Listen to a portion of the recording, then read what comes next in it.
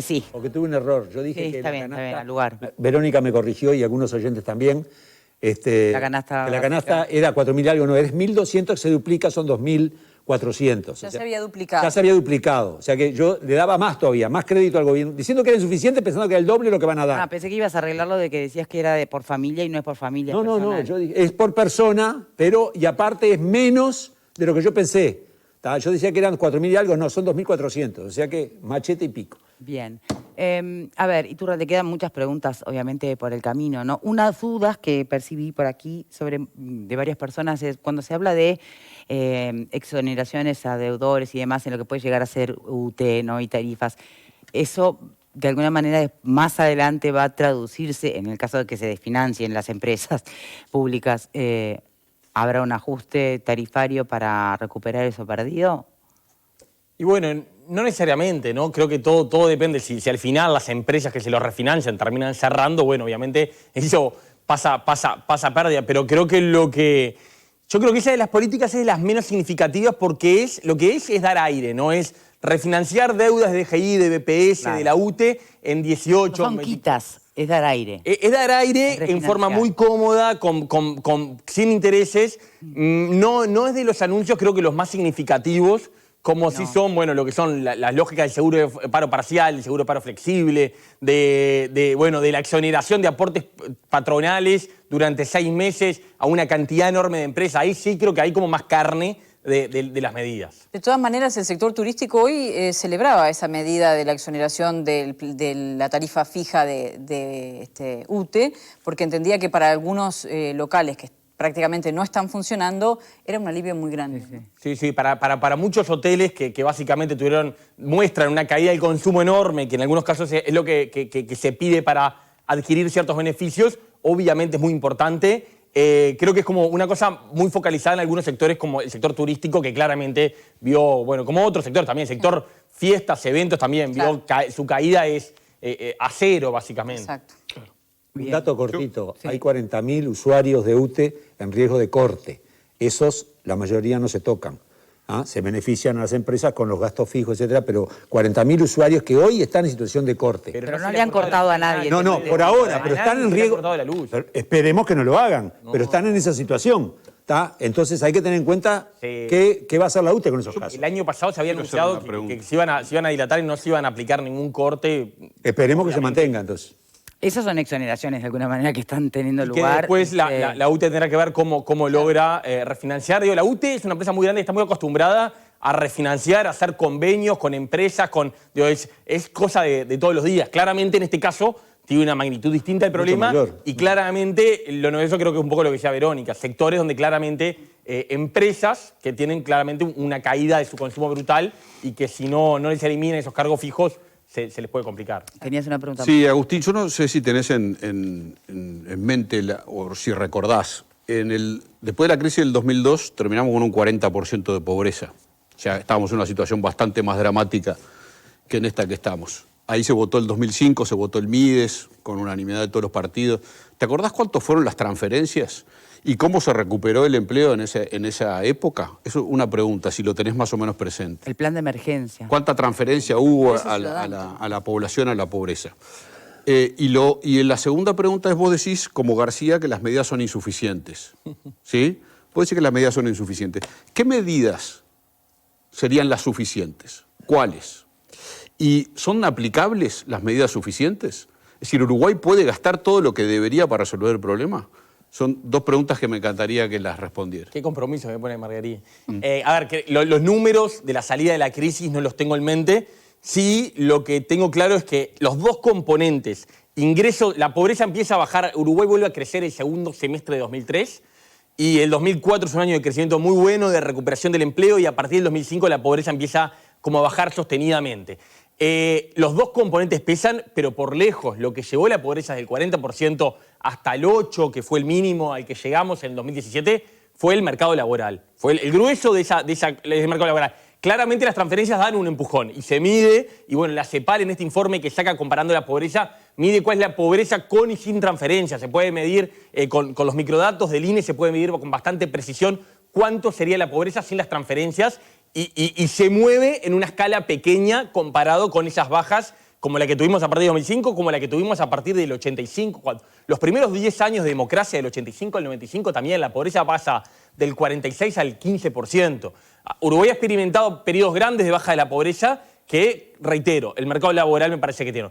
Y después sobre lo otro, yo lo que digo es que claramente nunca es suficiente y claramente tenemos una situación social de algunos sectores que siempre es crítica y que los problemas de estar sin trabajo, al final el problema es de competitividad, inversión, empleo, pobreza. Esa es la línea que yo creo que se van conectando las cosas, simplificando mucho, ¿no? Claramente la pobreza, que es sobre todo por la falta de empleo, tiene una cara muy crítica y que siempre es insuficiente porque siempre la complejidad económica es muy difícil de que sea abordada del Estado. En ese sentido hay que manejarse con una frazada corta y bueno, creo que ha habido una política razonable de apostar recursos focalizados en los sectores que más lo necesitan. Lo que yo digo es... Entonces, ¿es realista o no realista? Siempre es insuficiente en este sentido. Está, conceptualmente, digamos. Conceptualmente, exactamente. En todo caso, retraduzco la pregunta. Entonces, más allá de que sean insuficientes porque lo son conceptualmente, ¿son medidas realistas o aún así se queda corto?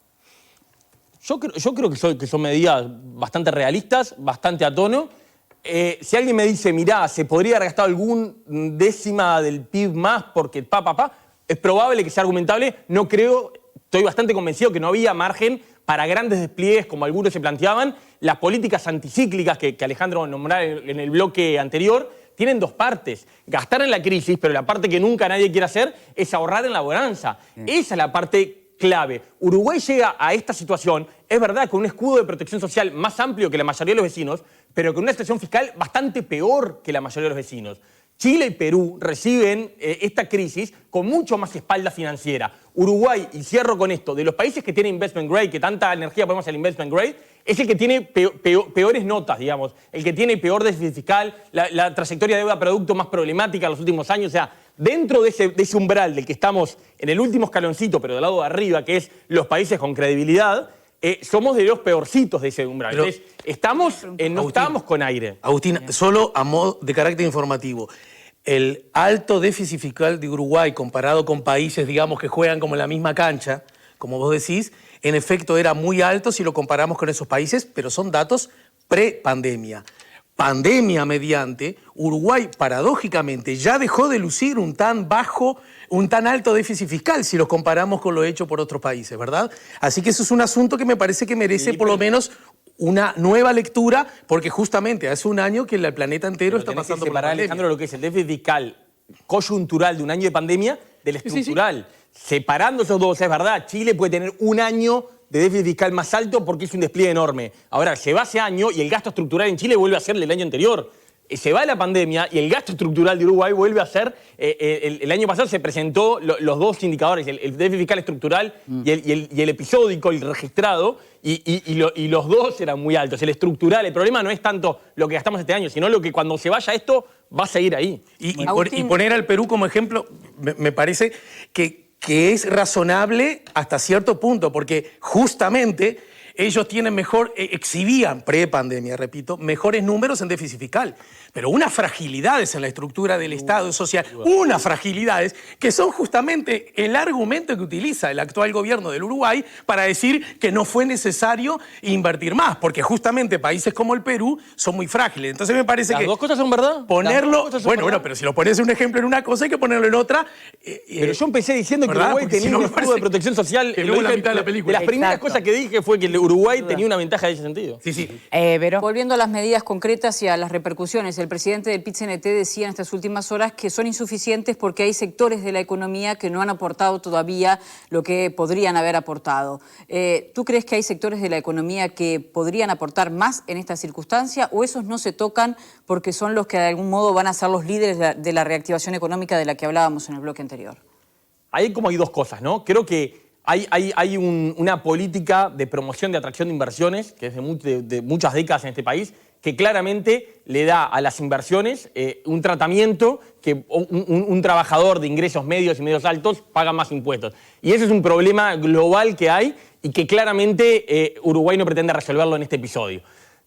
El año pasado ganadores hubo alguno, pero hubieron pocos. El año pasado fue un momento en el que algunos perdieron mucho y otros perdieron poco, y algunos un poquito habrán ganado algo, no digo que no. Estos meses, sin duda, el sector agroexportador ha experimentado una situación muy favorable en términos sustancialmente favorable en términos de precios, de condiciones, y ha empezado a tener un dinamismo muy importante que creo que se ha empezado a sentir sobre todo en el interior del país, y que bueno, que puede ser que en un plan se pueda buscar algún mecanismo. Yo creo que es muy temprano para tener, la reactivación la apreciamos todos, ¿no? En los países que a los trabajadores les va bien, las empresas hacen dinero, ¿no?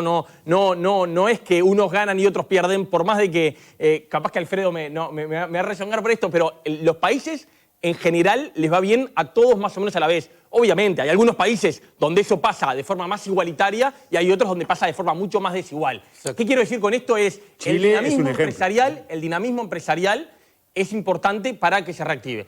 Chile, que Alfredo está nombrando, sin duda tiene muchísimas tareas pendientes, tiene muchas cosas que creo que Uruguay tiene que aprender y tiene muchas cosas que Uruguay hace bastante mejor que Chile. Las dos cosas son ciertas, pero Chile, desde la recuperación democrática, experimentó una reducción de la pobreza y la desigualdad muy importante, muy importante. Que sigue siendo de los más desiguales de América Latina. Sin duda, sigue siéndolo, pero no puede quitar de dónde vienen Sí, lo sí. que hicieron los últimos 20, 30 años. Pero cuando estamos hablando de este contexto y de transferencias monetarias a gente que no tiene que comer, no sé, ¿se puede esperar para agravar más a determinados sectores que les fue mejor?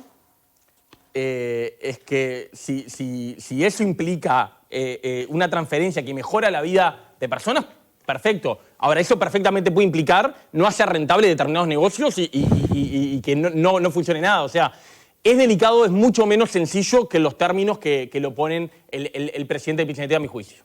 A mí me gustaría, con relación al pasado y a las herramientas esas, que yo entiendo que de alguna manera eran difíciles de tomar porque no se veía la luz del túnel, ahora sí, porque entre otras cosas tenemos el instrumento de las vacunas, la humanidad lo tiene, yo entiendo que ese argumento es un argumento razonable, pero aún así, a propósito de lo hecho o de lo no hecho el año pasado para evitar que personas cayeran en la pobreza, repito, 100.000, hay estudios hechos de economistas que seguramente vos conocés, Mauricio de Rosa, Martín Brun, en el sentido, alguna vez hemos tenido una charla conjunta los tres en mi programa de radio, sostienen que lo que se debió haber aportado para evitar que buena parte de esos uruguayos cayeran en la pobreza es algo así como un medio punto del PBI, lo que es una cosa muy importante, obviamente. Pero la pregunta creo que se impone es, ¿acaso si Uruguay hubiese invertido medio punto del PBI para evitar que esos ciudadanos cayeran en la pobreza, ¿de verdad puede sostenerse que Uruguay corre el riesgo de perder el grado inversor? Que lo corre. Que lo hubiera perdido no tengo ninguna certeza y quizás no. Hay una buena forma de argumentar de que no. Probablemente depende de qué pasa con las tasas de interés. Estás caminando por un umbral que no sabes dónde termina. ¿Y ese medio punto habría sacado de la pobreza a los que cayeron, efectivamente? Ese cálculo me queda el medio punto de cuántos meses estamos hablando, porque ese informe se hizo Hasta el fin del año, porque bueno, los cálculos del PBI se hacen año a año, ¿verdad? ya hace año a año. Ese informe se hizo como ya hace un año y pico. No, se hizo en junio del año pasado. ¿En junio? Mayo, junio. Entonces, si navegamos por terreno incierto, no tenemos tanta certidumbre que hubiera pasado. Quizás sí, quizás no, puede ser que no. La realidad es que depende también de qué pasa con los precios internacionales, con las tasas de interés. Y bueno, en ese esquema es que se va caminando, y yo digo, perfectamente es argumentable que se habría que gastar más. Sí, mucho más, yo creo que no. ¿Y qué opinan de lo que, por ejemplo, hizo Argentina? Congelar precios de la canasta básica. ¿Por qué se ríe Iturralde? Porque es todo, todo, no es una medida. No, yo creo que Argentina en ese sentido tiene distorsiones económicas por todos lados, por todas partes de la economía, y el congelamiento de los precios no funcionó nunca ni va a empezar a funcionar ahora. La Argentina con eso está tratando de tapar agujeros de una inflación galopante que se viene acelerando y que probablemente se va a seguir acelerando. El año pasado bancó la crisis básicamente con emisión, imprimiendo dinero para bancar la crisis. El año pasado, con la gente encerrada, no tuvo un efecto muy directo en la inflación, pero este año parece que lo está teniendo. Y bueno, y van tratando y también con una estrategia muy clara de llegar a las elecciones intermedias de octubre. Yo creo que, en ese sentido, con mucho respeto, creo que no es ejemplo de casi nada. No, digo porque desde la oposición algunos lo señalan como una medida pro pueblo, ¿no? Pensando con empatía con el pueblo, por eso lo pregunto. ¿Pero acá alguien plantea eso? Para acá ya hubo intentos. ¿Congelamiento de precios? pero Lo traen como referencia. Hubo por ejemplo. acuerdos no, pero acá ya hubo Sí, acuerdos. Pacheco también congeló los precios Supuestamente sumamente acuerdos innecesarios. voluntarios. Supuestamente acuerdos voluntarios de precios, ya hubo un intento por determinados productos de la canasta mantener el valor durante tantos Pero meses. creo ya. que también Ya como en funcionó. Argentina el objetivo era más contener la inflación que No, no. acercarle Bueno, acá a la también. gente una opción. Sí, acá también. Igual la Ya sé, inflación pero- ahora no es problema, ¿no? En Uruguay, ¿no? Es de Como las problema central, quiero decir, ¿verdad? Parece una de las buenas noticias que estamos viendo es una desaceleración continua de la inflación que todo hace pensar que va a cerrar dentro del rango meta por debajo del 7% por primera vez en unos cuantos años. Vamos a ver qué pasa en esto del precio del dólar, el precio del petróleo, mueve la cosa, pero Bien. la estimación hoy en día está ahí. Sí, sí. No, porque para ver si estamos bien. Una red social fuerte, ¿sí? Un déficit fiscal comprometido, ya que no una situación de holgura. Transferencias para sobrellevar la situación. Generación de empleo a partir de apoyo a las pequeñas y medianas empresas para generar empleo. No se sale con transferencias solo, se sale fundamentalmente con generación de empleo. ¿Estamos bien? ¿Todo el resumen? ¿Está?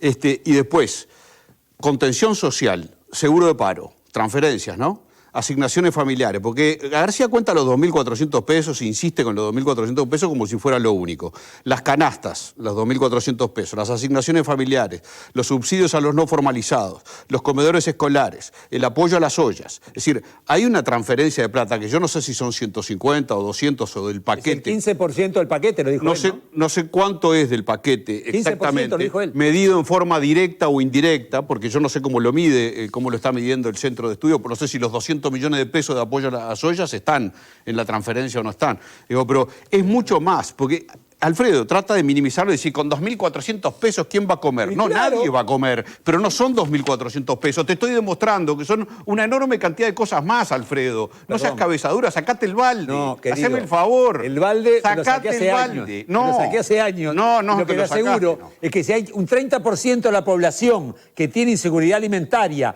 y hay centenas de ollas populares, no es porque la gente está pasando bien. Entonces, no seas malo. Yo no digo que no esté bien que se colabore y que el gobierno está haciendo las cosas, está avanzando, pero no es suficiente. No trate de justificar lo injustificable. Hay hambre, hermano, hay hambre. pero eso- y eso no se combate con Pero eso limosna. ya llegamos a la conclusión de que no es suficiente. Y Entonces, ¿qué hacemos? y que nada- No, vamos a esperar que, bueno, depuración natural. Pero Está. yo le pregunto a los que Ya, saben, malo. le pregunto a Agustín, ¿qué es suficiente?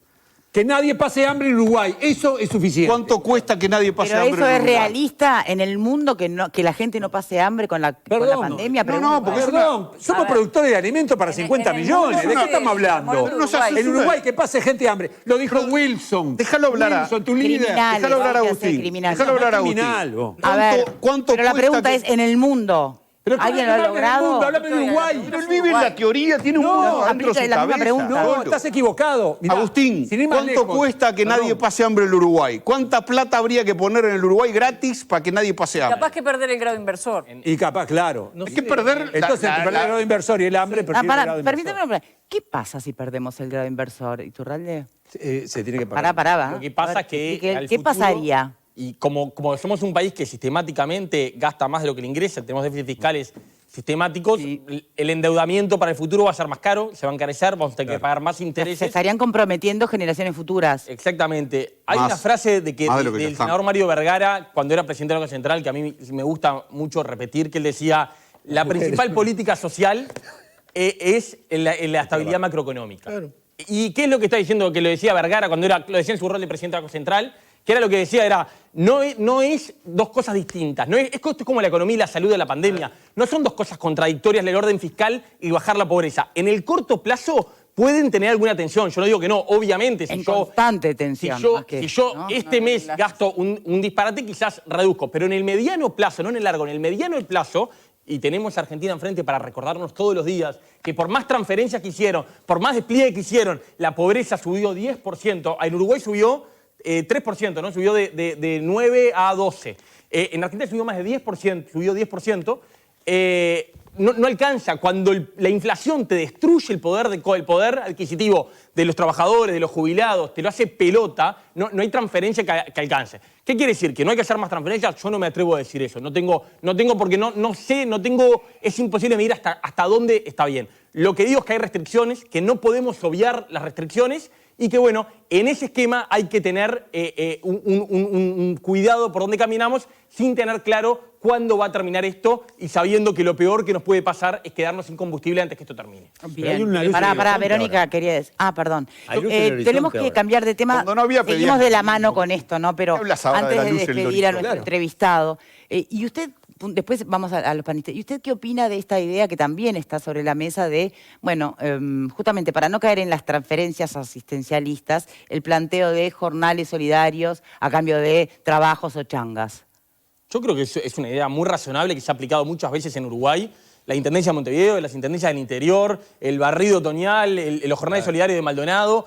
Hay que diferenciar mucho lo que es una transferencia, lo que la literatura llama una CCT, una Conditional Cash Transfer, que es la transferencia a partir de una condición, que en general es la educación y la salud de los niños. Una no condicional, como es la tarjeta Uruguay Social o las canastas, que es te doy algo y no te pido nada porque realmente estás en la mala y te tengo que dar una mano. Con lo que es esto, que es un programa de empleo temporal, obviamente no es lo ideal, pero es una política No lo aplica la propia Intendencia de Montevideo. importante, con buena historia y que creo que es un camino complementario muy interesante para recorrer. Pero no tiene la mejor prensa, aparentemente, por lo que uno lee en las a mí redes lo que- sociales. Hay mucha gente criticándolo. Liberó la discusión sobre las condiciones, de Claro. que no queda claro para qué se van a ¿Para requerir quién? condiciones. Claro, claro. Pero creo que ningún partido político está en condiciones, todos lo han hecho, de criticar esto, porque es una política que todos más o menos han aplicado. Puedo citar sería- legisladores del Frente Amplio criticando Claro, pero la me parece- medida, Me ¿eh? parece Sí, que lo pero que digo- se entendió es que se va a pedir una contraprestación de jornales solidarios a quienes reciben Claro. ayuda en una olla popular. Es otra cosa Quiero que creer tiene- que el sistema claro, político claro. uruguayo no plantea Y bueno, ¿y eso. cuál es la Pero es que medida? no es eso. No es Repasamos la información, ¿les Son parece salarios de entonces? 15.000 pesos por mes. Iturralde- Claro. A 15.000 personas son 225 millones de pesos. Ahora 5 vamos millones a la de dólares por medida. mes. Ahora vamos y vemos si Epa, podemos entender esa un poquito transferencia más social cuál no es la el contás en tu equilibrio. 2.400 Iturralde, pesos. muchísimas gracias por habernos acompañado. Miserable. Nosotros Claro, ahora el vamos tema a seguir con este tema. Pero antes le quiero recordar